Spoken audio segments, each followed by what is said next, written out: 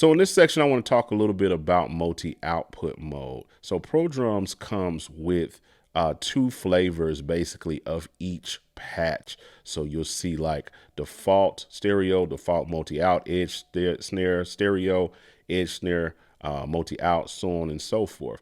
So what that means is if you're using ProDrums in stereo mode, you're only going to be able to get a stereo track out of it. But if you desire to stem out your drums for mixing or to send to a mixing engineer, then you're going to want to switch to the multi-out patch. One thing to remember though is if you switch to a multi-out patch, you must also switch the plugin to multi-output mode. Otherwise, you won't get sound out of any of the kit pieces except for the kick, because that's the only one that's actually coming out of one. So if we switch this to multi-output mode, now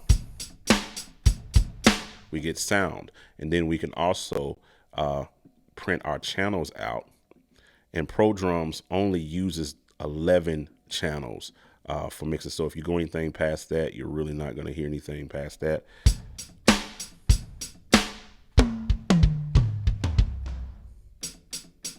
You'll be able to see that.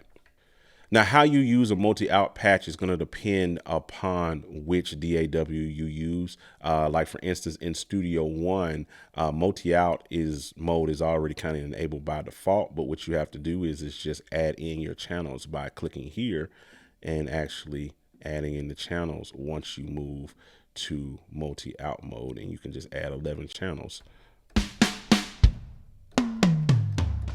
And now they're all coming out. So it's going to depend on how your particular DAW handles multi-out, how you actually get this to work inside of ProDrums. So that's all I got. Make sure you check out the links down in the description if you're interested in getting ProDrums.